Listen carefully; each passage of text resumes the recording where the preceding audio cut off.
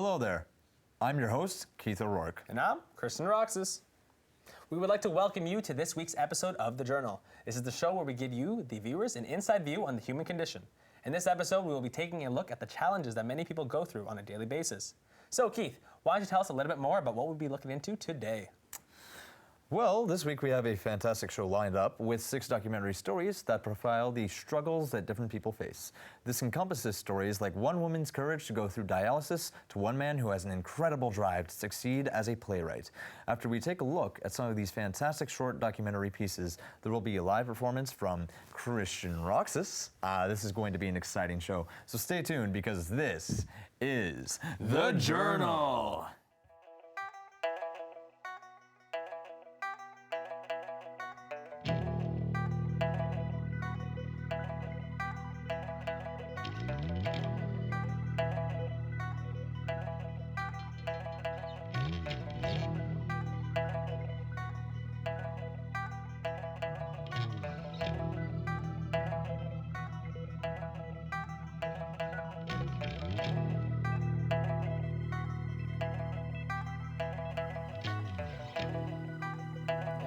Welcome back to The Journal.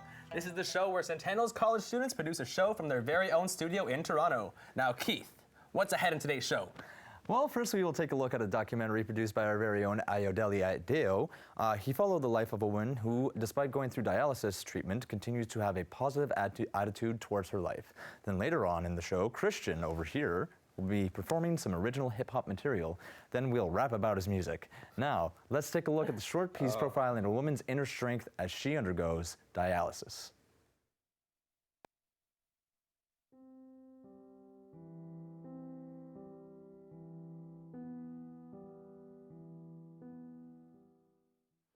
My name is Valjean Dartin. I am a dialysis patient currently at Toronto General Hospital. After some severe testing, the doctors realized that I had lupus. The lupus attacked my heart, and I did a double bypass, and after that I went on hemodialysis.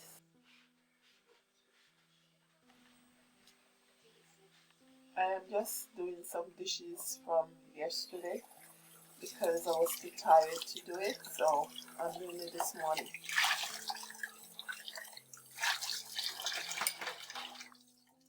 With the 4 hours of cleaning your blood, draining it and putting it back, it makes someone get really tired and exhausted, so that they you have to sleep after. You have to get some rest. If you don't, you'll have headaches and feel nausea, vomiting, and different stuff like that.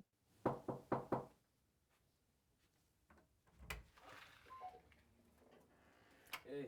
Hi. I've known Valjean for about 6 to 7 years now. I come every Wednesday because, fortunately, I am a full-time worker, but on Wednesdays I have my days off, where I start vacuuming first and I go around the house. So here we go. And yeah, it's clean.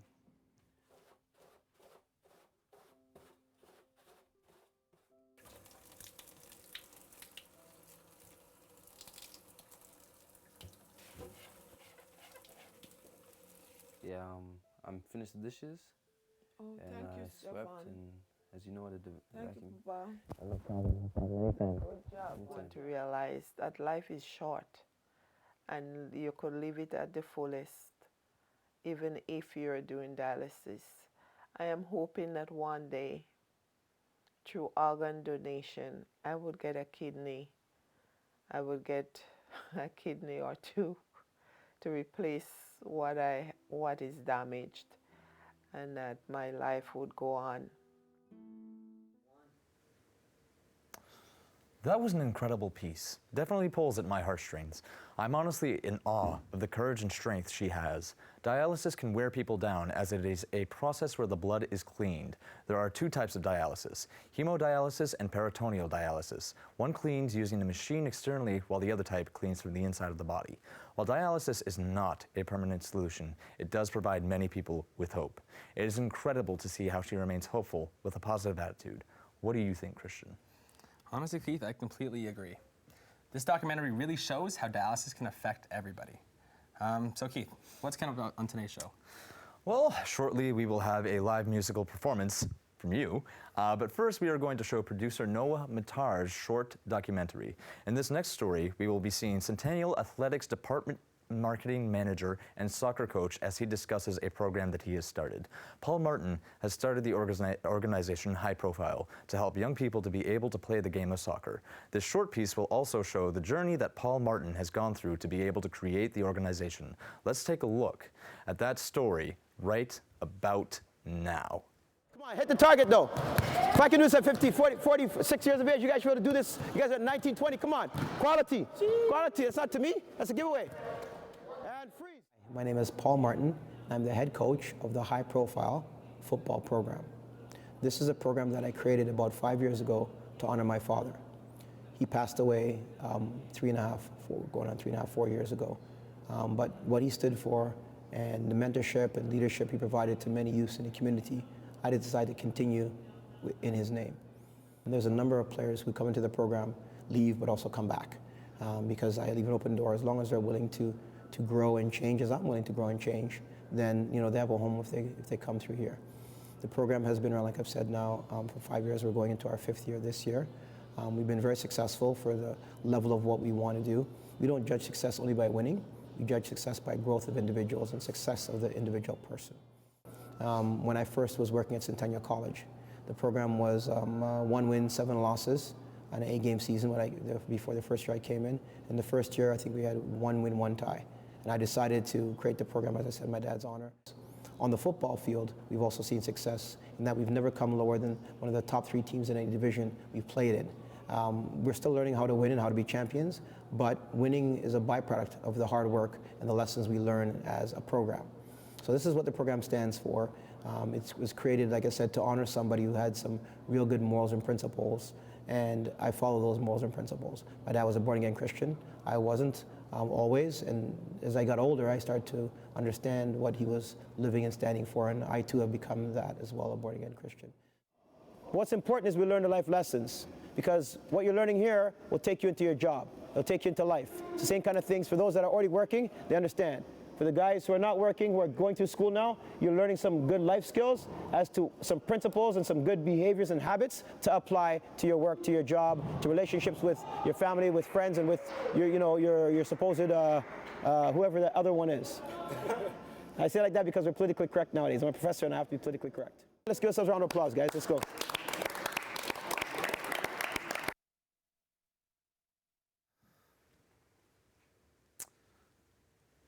Wow, that was amazing.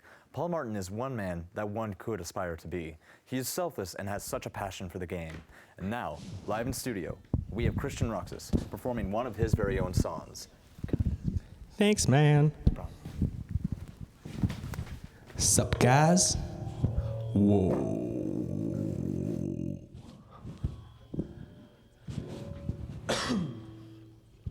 You guys are gonna have a little fun here. This is a little short piece that I wrote myself.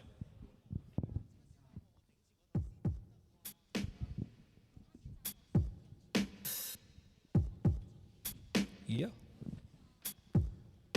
When I rolling through that door, told my girl roll up some trees. Ain't from the 6, from the west, you know she buns buds from BC. That's my girl, that's my world. My words been between her knees. It's my job, she say I like she's asking for that shish. Got my clip and my chick I cuffed about a week ago. So get your big and them candles lit. You got a week to go. Strike, sky dome, right dome, pylon. No swerve, she ride down. Incense, intense, last dim, but I got bright on. Sights on, break bones all night, cause I'm a cyborg. No kush, no M, just us to get our high from. Birthday suit, but there's no drapes. In the cuffs, but there's no case. Pack a bowl out of bowl, try to flow, put a code just like it's a soul train. You know how this plays out. You don't wanna, but you're living it. You don't wanna, but you're living it. This is how it plays out. Geez, dog, man, it's like I'm in a vivid video. Geez, oh man, she's from in that centerfold. Geez, oh yeah, she says when I'm in her centerfold. Geez, boom, and her, that's where I go to roll. That's where I go to roll. So I'm gonna say a little something, but nah, we dance. Keep.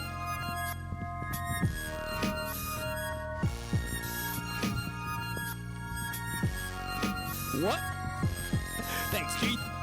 Dig it. Let's go.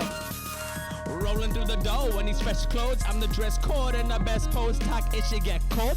Thought about I should've stayed home. Oh, you want my swag wall, man? I better get cloned. Oh, you don't want told. Sorry, oh, Mario, you ain't big till I say so. Sneak this behind the fake smoke, and I'll chop it with my choppers when I hit you with the pavlo. I am Danny Trejo, cutting beats with machetes just to get to my pesos. So Danny wants the needle. No way, Jose, you can't get to my cuervo. You gotta wait on this. You gotta know there is a time and a place for it. For that fame and ish, for all of the monies and honeys he claim was his. I can't rate the ish, cause I know you fake like splendor and flavorings. You should savor it. You think you got power to all of the Rangers quit? This that Cayman-ish. I came in and paved my way out to Satan's pit. This that saying-ish. Black hair go blonde just cause I'm saying this. Talking this, talking to me. I'm gonna fold you like crease if you singing like Lee. I'ma go to a sheet, you will move to my beach. Murder show is my scene, I put blood on my leaves. Clean my pussy while I clear all the teeth from all of the rest that be squeaking on me while I'm seeking the beat to put them on fleek. I'm seeking the bumps to give it that G's. He's seeking the guns to give it the squeeze while I'm seeing them wrong when I show him the teeth. Everything that I do is clean. Yeah, that's what I taught you. I taught you is peace, peace, peace, and love in the streets. Straight fire got hocking out of his seat. Teaching the nuns to start taking D. They feeling Christian with a vitamin C. Woo!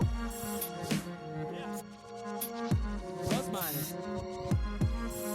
C-Rock, The Journal, Centennial, what up? We kill it. That's what's up. Woo!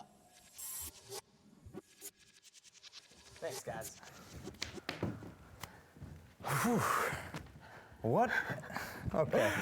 What a great performance. Man, that was impressive. That was Thanks, man. legitimately, that was awesome. Thanks, dude. I'm glad you could perform it on and host this show. So the fans wanted to ask you a few questions. What about music connects with you? Music, man. Music is everywhere. It's life, it's in your veins, it's blood. It's what gets you through the day when you have those hard, harsh times, you know? For me, music is a form of relaxation and stress relieving. Let's just keep it at that. All right, that's a great answer. I understand that one completely. Very relatable. Yeah. Is there anyone in particular that inspired you to play music? Let's give a shout out to Young Jeezy, Jay-Z, Kid Cudi, Kanye. Can't forget Drake. You know, a big buddy out there. Yeah, basically everything out there inspires me, from even to classical. I've got a shout out Beethoven and and Mozart out there. Yeah, I got some classics on that list there. That's, Oh yeah, that's classical great. So, acts. Classical acts. Okay. Have you found any challenges in your pursuit of this aspect of your life? Biggest challenge for me would be school, balancing time and with writing music and learning stuff. It's very hard. But school's almost over, summertime's coming up, so I'll be focusing a little bit more on my music then. So hopefully, if you guys want to check it out, it'll be coming out soon. Awesome. Thank you again for joining us this afternoon. Hi, Mom. Hi, Sarah. Up next, we have a short documentary story profiling a photographer. Like many great artists, it is not always an easy road to success. Oftentimes, both personal and monetary sacrifices must be made to gain traction. Never mind full-blown success. In this piece, a young man is fighting an uphill battle for a successful career as a photographer. Let's take a look at that now.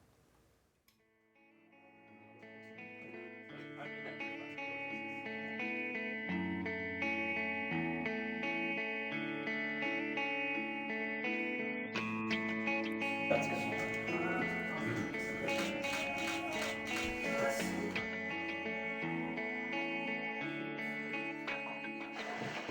Hi, I'm Brendan McKenzie. I'm 19 years old and I'm a photographer. Well, I do photography on the side. It's whenever I have spare time to work in getting with models and whatever. I work 2 jobs. I'm a lifeguard and I work at HMB. So whenever I'm not working at either of my 2 jobs, that's when I try to schedule in a shoot here at my house. Before having the studio, I was shooting all outdoors, which is awesome. I love outdoor shooting. I love natural lighting. It's beautiful. But definitely since the winter, it's been hard to do anything outdoors. So getting the studio, getting the sheet, getting the lights and stuff has been super helpful. So I think that I'm kind of slowly migrating back into shooting videos. I'm just getting a little bored with the photography, I guess. I love it, but I think that in order to continue doing what I love, to do more video stuff. Yeah, so when I moved here, I didn't really know any photographers. I had nobody who was really willing to model for me, but I have a few close friends who were willing to let me shoot them, and then since then it kind of grew and a lot of people approached me and asked me to shoot them or work with them, and it's great. Like, I love working with different people. I guess like the biggest issue with all of it is just how much time I have left at the end of the day, because even days where I work afternoons, I'll try to shoot in the morning, or days where I work in the morning, I'll try to shoot at night. It's really important to me to do as many shoots as I can just for the experience.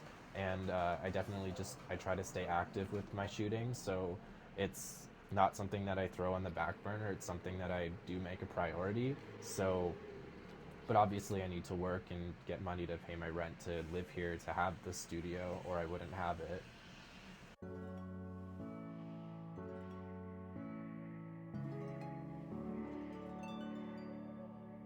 I want people to know that I'm a human being that has many different qualities to me, and I am not just one thing, I'm many things.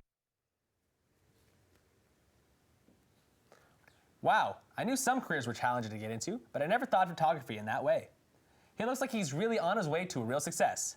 Photography is an art form that is not as appreciated as it should be.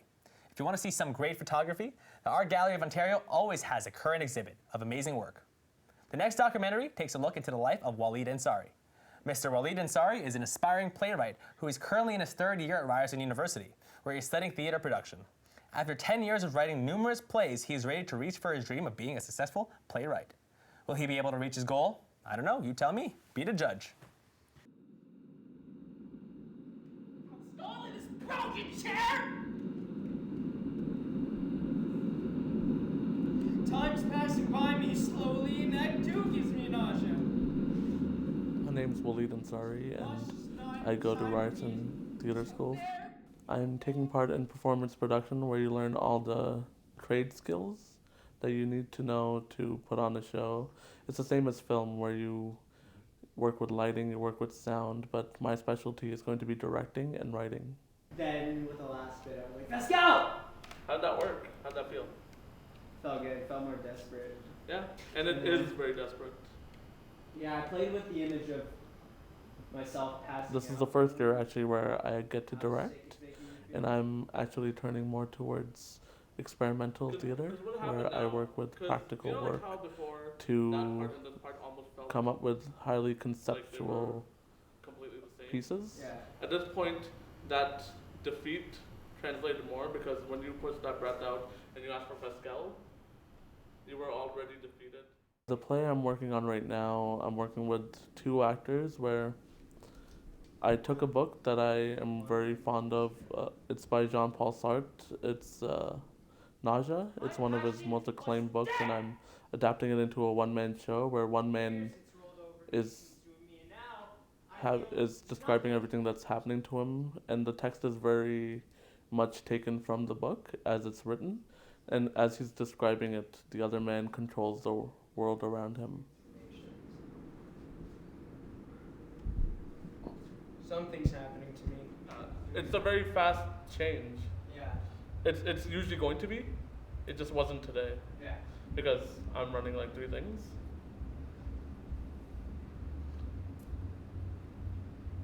Whenever I use the tools that everybody else has taught me, I always feel like I'm not being personal with the piece, that I'm emulating other people rather than being true to what I want. And with this piece, I am just directing through my own experiences and through the actors' experiences, and it's far more fulfilling when you can be honest with somebody in the space rather than you cross downstage left, 3/4 turn right, and deliver your line, and your intention is you feel betrayed. It's very clinical. It gives you nothing, while I'd rather use my own experiences to say why that would matter to me, and then they bring in their own experiences, and it becomes more of a relationship. It's far more interesting when you have a relationship with the actor, where you get to talk about how it resonates with them and how it resonates with you. It's like sharing your own art, because how I see a movie or a film or a play or a book would be different than the way you see it, because you have different experiences you come from. And that is what's so exciting about art, that you get to share your own perspective. That's why I don't think that there is one specific way. It's a perspective. Art is all about perspective.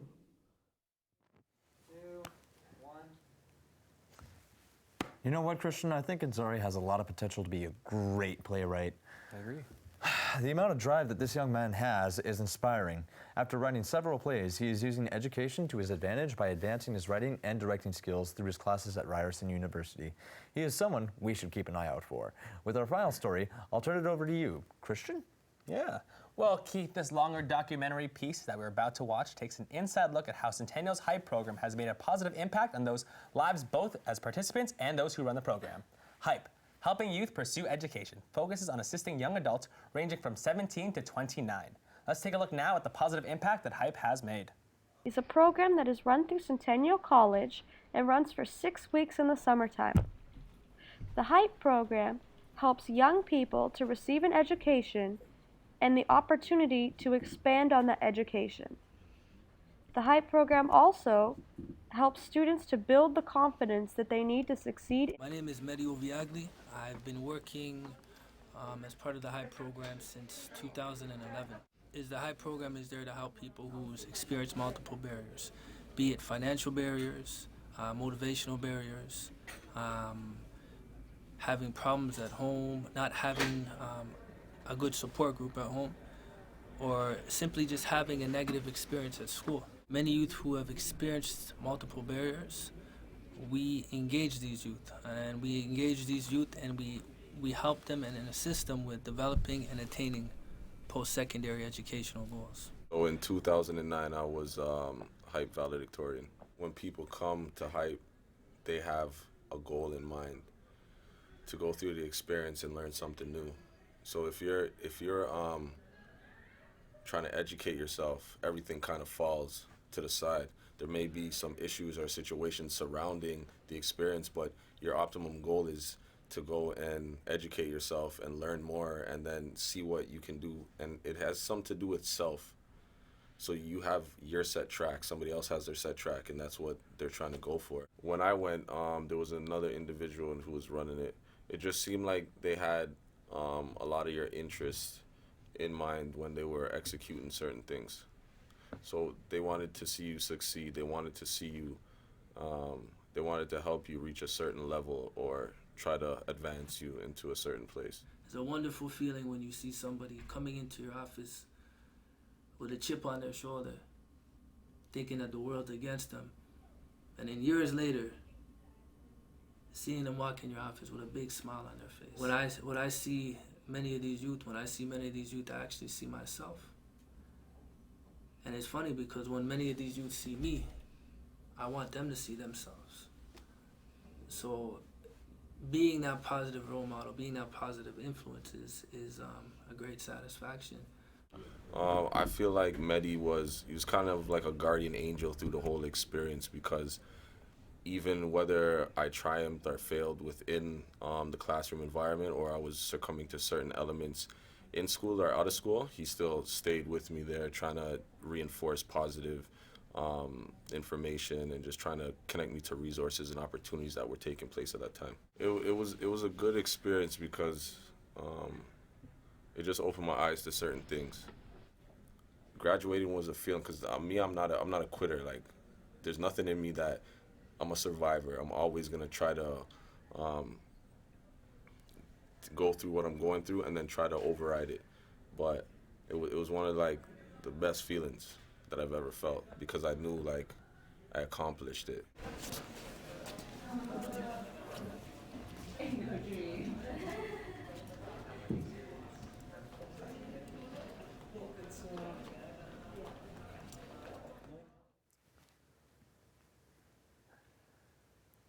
Now that was inspirational. Sometimes it can become all too easy to forget how simply receiving a post-secondary education can be a challenge for some. More colleges in Ontario should offer a program like HiPE, because everyone deserves the opportunity to further themselves both as a student and as a member of the community.